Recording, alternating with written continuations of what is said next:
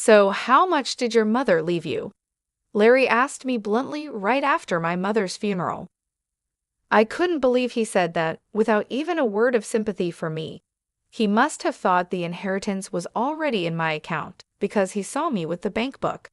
But that was just wrong as a human being. It's about $2 million, I said. $2 million. That's it, Larry replied, smirking in a way that made me feel uneasy. Well, even after taxes, there should be hundreds of thousands left. I didn't like his reaction at all. He had a nasty smile that made me uncomfortable. I didn't know what he was planning, but I was sure things wouldn't go his way. The next day, Larry quickly started his plan, but his shallow thinking was going to cost him everything. He just didn't know it yet. My name is Sarah Taylor. I got married through an arranged marriage when I was 19. My husband's name is Larry, and he works for a company. He is 3 years older than me and is the oldest son of the Owen family. However, even though he's called the oldest son, his younger brother Frank left the house after graduating from university and hasn't been in touch since. So Larry was treated like an only child and was very loved by my parents-in-law. Honestly, I didn't want to marry Larry, but my mother came from a family that had been running a business for generations. I was in a position where I couldn't go against what my parents decided, so I ended up marrying Larry. He couldn't refuse the marriage either because his father was in business. We didn't marry out of love. It was a marriage far from happiness. Unfortunately, we couldn't have children. Since we got married young, it was hard to accept that we couldn't have kids, and I hoped that having a child would improve our situation.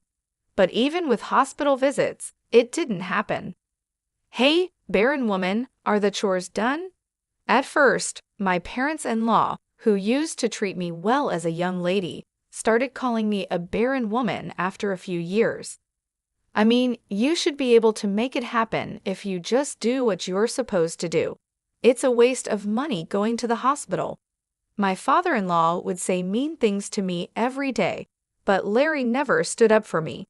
While I was being scolded by my in-laws, he would either read the newspaper or take a nap, snoring away. Even when I wanted a change and said I wanted to work, he would say, "If you go to work, people will think we're not doing well," and wouldn't let me leave the house. At that time, it was common for women to become homemakers after getting married. However, living with just my mother-in-law was honestly a nightmare every day. No one would help me. I couldn't worry my parents by telling them, and I couldn't run away because our marriage was tied to work. Still, I thought I would be rewarded someday and desperately endured every day. However, no matter how many years passed, the situation never got better. 19 years after our marriage, when I turned 43, my father-in-law died in an accident. That incident led to the discovery that his company had been avoiding taxes. The back taxes and fines depleted our assets. Our property was seized, and the company went bankrupt. Although we kept the house, we had to let go of our comfortable lifestyle. I thought it would be hard for Larry, who was then 45, to find a new job, but my parents introduced him to one. Thanks to that, he quickly found work. But my mother-in-law became like an empty shell and aged rapidly. For a while, she didn't even have the energy to say mean things to me, which was a relief. But then she had a stroke and needed care. With this, I truly lost any hope of having a child anymore. I was already 43 and somewhat giving up in my heart, but this became the real turning point for letting go. Larry, as if it were only natural, pushed the care of his mother onto me. On his days off, he would lounge around just like before. "Larry, I wish you'd help with your mother's care sometimes," I gathered my courage and told him one day. Even if it were just on his days off or even for one meal, if he could help, it would mean so much to me. But Larry frowned and said, I'm working, you know. Let me rest on my days off." Larry just didn't seem to understand. I don't really have what you would call a day off. After Larry's father's company went bankrupt, my parents started worrying about me. They finally said, "Come back home." But what would happen to his mother if I left now? We have a caretaker come once a week, but I can't imagine having the money to hire someone every day for this house. Even though I was treated badly, I couldn't abandon her. It just wasn't in me to do that. Eventually, Larry started leaving the house early, even on his days off. He said he felt uncomfortable if he stayed home and relaxed. I heard through the neighbors that he started saying, "My wife won't even let me relax at home on my days off." He began taking solo trips, and the neighbors knew his mother needed care. Knowing this, yet acting as if he left all the caregiving to me, showed he didn't care about how others saw him. It was sad to see his mother, who loved Larry, being ignored by him once she got sick. Sometimes she would say, "It's because you're here that Larry won't come." But when I replied, "Should I leave then?" she would quickly go quiet. This went on for another 19 years, and the long caregiving period finally ended when my mother-in-law passed away, reuniting with her husband. I was about to turn 59. I had no love left for Larry, but I had come to terms with many things. Leaving didn't seem possible, and I would probably spend the rest of my days in this house. Larry was diligent only in his work, and this was noticed. Even after reaching retirement age, he was asked to keep working as senior staff. This allows me to live the way I do now. We were never a close couple, but I am thankful for this aspect. Our marriage wasn't good, but Larry never tried to kick me out. He probably thinks it's too late for that now. He still prefers being out of the house on his days off, so I've come to enjoy my alone time. I've even taken up pottery as a hobby. I've made friends at this age and am spending days that I can finally enjoy for the first time since getting married. But this seems to have annoyed Larry. "You're out playing while I'm working," he said, and one day, he even burned my bag. I used the bag for my pottery class, and Larry burned it in the yard. "What are you doing?" "Don't get lost in weird hobbies, just do the housework," he said. My pottery materials and my pouch were still inside the bag. Even pouring water on it was too late. It turned to ashes. I was really furious. I thought it was too late for change, but I still had a long life ahead. The word divorce crossed my mind, but just as I was considering it, another misfortune struck. My parents suddenly passed away. My father died suddenly from an illness, and a month after his funeral, my mother also fell ill and passed away. It all happened so fast, and I was overwhelmed with sorrow. My brother Jack had already taken over my father's company, and with so many people at both my father's and then my mother's funerals, I ended up bedridden for about a week afterward. It must have been mental exhaustion. My friends from the pottery class were kind enough to check on me, but Larry mocked me, saying, "How long are you going to sleep?" I was tired after Mom's funeral too, but I didn't sleep that much. It must be nice to sleep all you want without working. It might have been a valid point, but as words from a husband to a wife, it was really hurtful. The next day, I forced myself to get up and return to my daily routine, since I didn't have the luxury to enjoy my hobbies anymore. It was a bare minimum life, but Larry seemed satisfied and didn't care about my feelings. Then, sometime after my mother's funeral, I remembered that the payment deadline to the funeral home was approaching and looked at the bank book. Jack was busy with work, so I had promised to make the payment on his behalf. However, Larry saw me with the bank book and came over with a sleazy smile. "So, how much was your mother's inheritance?" I was shocked by his words. He said this right after my mother's funeral, without a single word of concern for me. He must have thought the inheritance had been deposited because he saw me looking at the bank book. But surely that's unthinkable for a human being. I answered dully, "About $2 million. $2 million? That's it?" he said, smirking with an unpleasant smile. "Well, even after taxes, there should be hundreds of thousands left." What an awful smile. I didn't know what Larry was thinking, but I was sure things wouldn't go his way. Without saying anything to him, I quietly put away the bank book. Finally, noticing the mood, Larry spoke up.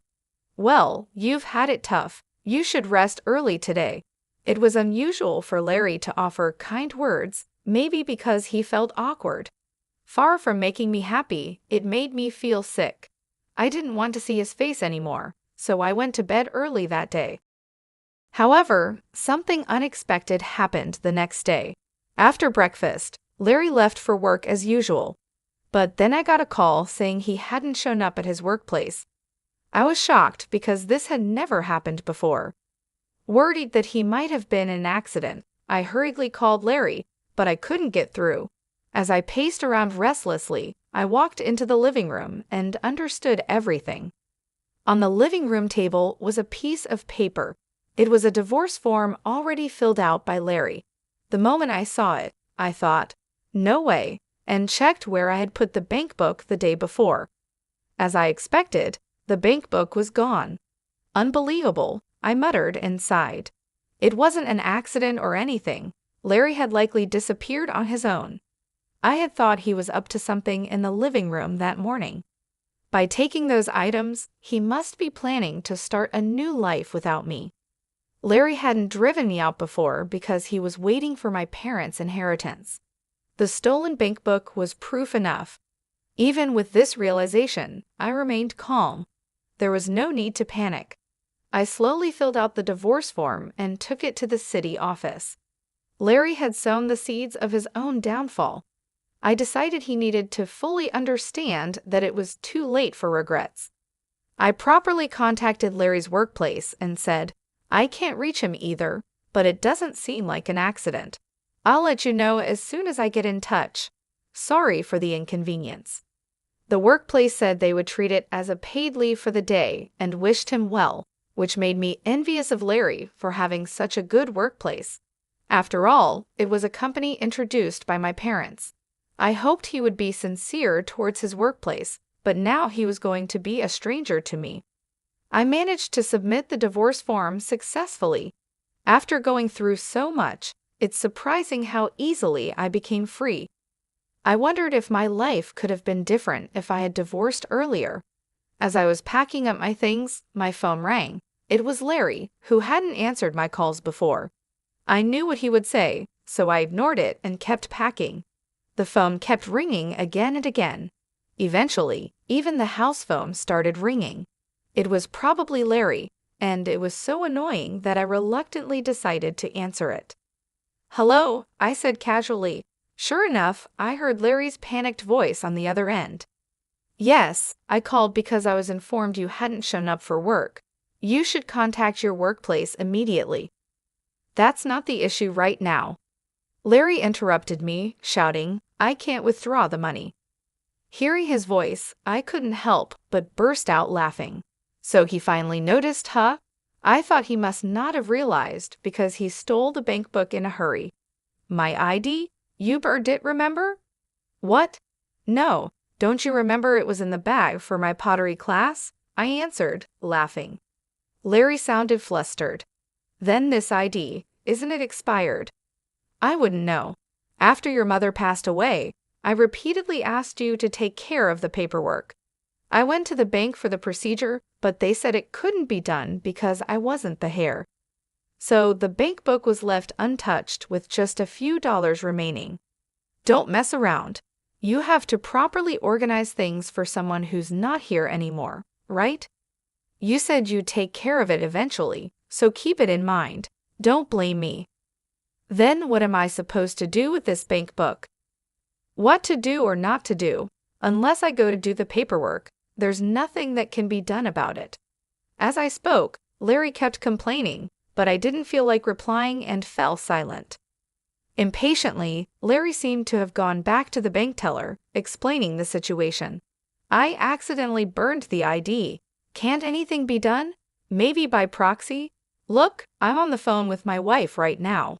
It seemed he put it on speaker, and I could hear the troubled voice of the teller too. I questioned his words. "Larry, what are you talking about? You know you can't do anything like that as a stranger, right?" "Huh?" "The divorce papers were properly processed just now. Thanks for the preparation. Bye." I said what I wanted to say and hung up the phone.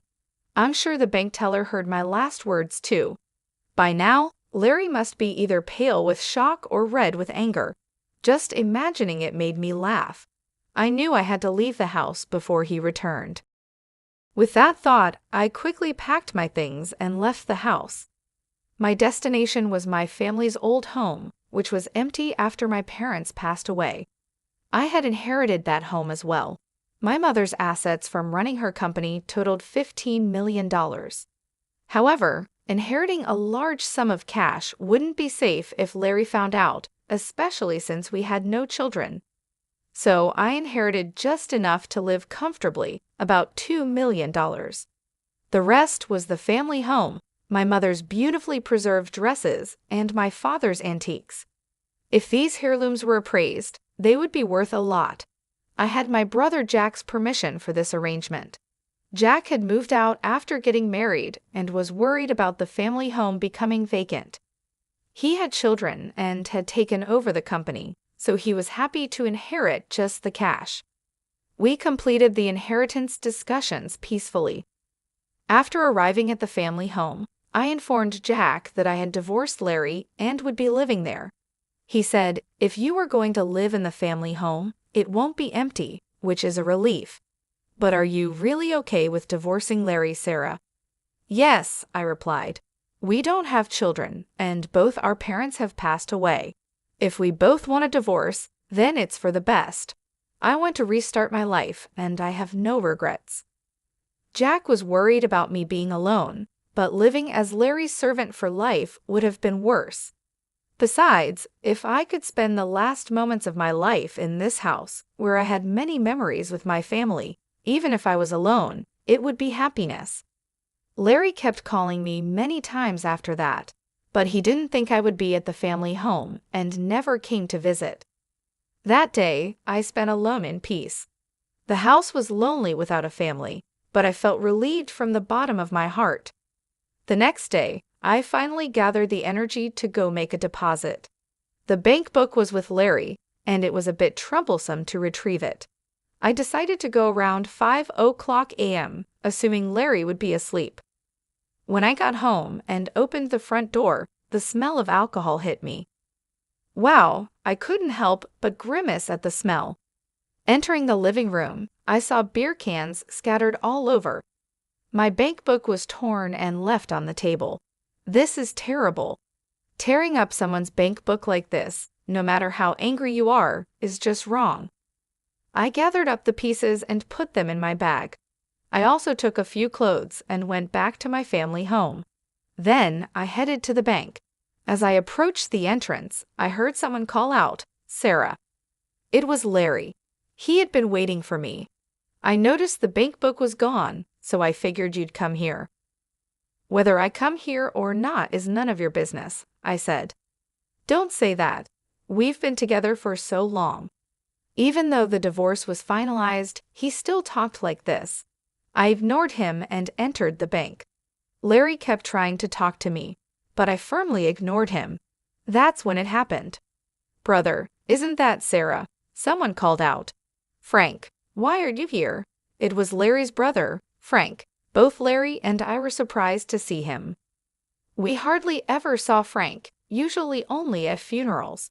It had been about 43 years since I married Larry, and this was probably the third time I met Frank. He had wanted to cut ties with the family, but his parents, worried about their company's reputation, begged him to at least show up for important family events. Since we had met at my mother-in-law's funeral a few years ago, he probably recognized us. "Ah, I'm here for the inheritance of Mom's estate. Thought I'd check the balance and then inform you too," Frank said. Larry's eyes lit up. I was surprised too. I thought there was just a few dollars left in the bank account, but according to Frank, there were also investment trusts set up a long time ago and safety deposit boxes rented during their father's lifetime. Frank had heard about it from his mother before she passed away. She had sent him a message saying, "If anything happens, you take care of it." However, due to his busy life, it had taken him this long to act. Frank looked apologetically at me and Larry. There was a letter in the safety deposit box along with some jewelry. Mom said all her estate should go to Sarah. What? I was surprised by Frank's words, but Larry looked even more shocked. Frank pulled out a letter from the documents he had with him. I recognized the stationery because I had bought it for my mother-in-law. The letter clearly stated that all the jewelry in the safety deposit box and other assets should go to me, her daughter-in-law Sarah. I could picture my mother-in-law writing it carefully. I remembered asking her if she needed the letter, but she had coldly replied, "It has nothing to do with you." Maybe she meant to write this letter at that time. I covered my mouth in surprise. "Sarah, you've been taking care of everything on your own, right?" Frank said. Despite the mean things my mother-in-law had said, she was sorry and wanted me to handle the estate. She knew that if she told Larry, he'd probably try to keep it quiet. Next to me, Larry's face turned red, and he started trembling. "Well, I never intended to inherit anything, but as the legal heir, I thought I had to handle it. It's just a matter of changing the name to Sarah, so that shouldn't be a problem for you, right, Larry?" Frank said this casually, not knowing about our divorce. Later, I was called to the bank counter. Larry, without any purpose, just sat in the lobby, lacking the energy to follow. That day, I completed the reissuance of the bank book and the transfer for the funeral home. "I'll be going ahead, Sarah. I'll contact you again," Frank said, leaving Larry and me behind in the bank. I safely returned home. Frank contacted me again later, explaining that Larry had protested, saying, "Such a letter is invalid." But Frank convinced him, saying, "Respect Mom's wishes." However, unable to satisfy Larry, Frank visited a lawyer for free advice.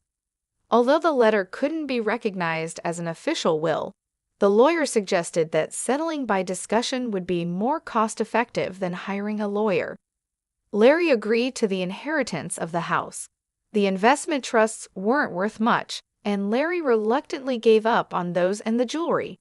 Thus, I formally received my mother-in-law's estate. If Sarah gets Mom's estate, I should get it from my mother-in-law, right? Larry argued with the lawyer, but that was a different matter. It was embarrassing. Even the lawyer scolded him.